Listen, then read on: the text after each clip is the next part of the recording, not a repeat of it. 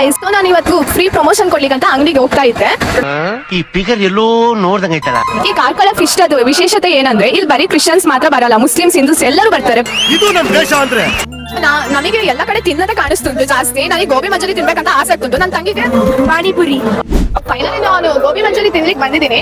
ಇವರೆಲ್ಲರೂ ಬೇರೆ ಬೇರೆ ತಗೊಂಡಿದ್ದಾರೆ. ಇವ್ರು ಖಾಲಿನೇ ಆಗ್ಬಿಟ್ಟಿದೆ. ಇವರೆಲ್ಲರೂ ಬೇರೆ ತಗೊಂಡಿದ್ದಾರೆ. ಈಗ ನಾನು ತಿಂತಿದ್ದೇನೆ. ಇಲ್ಲಿ ಮೈಕ್ ಇಷ್ಟ ಆಯ್ತಾ ಅಂತ ನೋಡ್ಲಿಕ್ಕೆ ಬಂದಿದೆ. ನಾನು ಮಾತಾಡ್ ತೋರಿಸ್ತೀನಿ.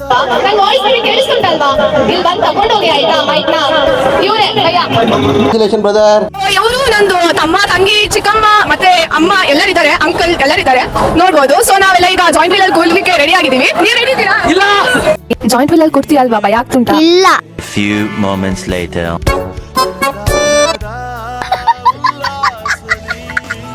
ಜಾಯಿಂಟ್ ವೀಲ್ ಅಲ್ಲಿ ಕೂತಿರುವಾಗ ಮೇಲಿಂದ ತೆಗೆದ ವ್ಯೂ ಎಷ್ಟು ಚಂದ ಉಂಟಲ್ಲ.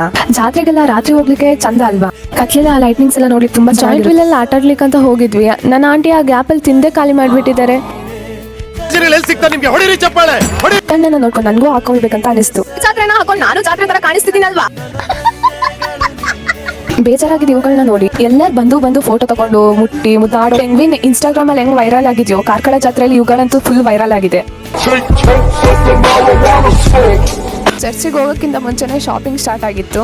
ನಾನ್ಸೆ ಸೇಲ್ ಮಾಡಿದ್ರೆ ಬಂದು ತಗೊಳ್ತಾರ ಅಂತ ಅನ್ಕೊಂಡು ಯಾರು ಬಂದಿಲ್ಲ.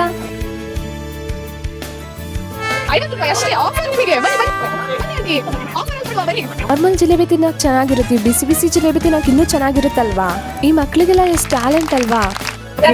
ಐಸ್ ಕ್ರೀಮ್ ಎಲ್ಲ ತಿನ್ಕೊಂಡು ಈಗ ಮನೆಗೆ ಹೋಗೋದು. ಯಾರೆಲ್ಲ ಇಲ್ಲಿ ಮಂಗಳೂರು ಹತ್ರ ಇದ್ದೀರಾ, ಎಲ್ಲರೂ ಎಲ್ಲ ಬನ್ನಿ ಎಂಜಾಯ್ ಮಾಡಿ. ಸೊ ನಾನು ಇವತ್ತು ಬ್ಲಾಗ್ ನ ಇಲ್ಲೇ ಎಂಡ್ ಮಾಡ್ತಿದ್ದೀನಿ. ಬೈ ಬಾಯ್.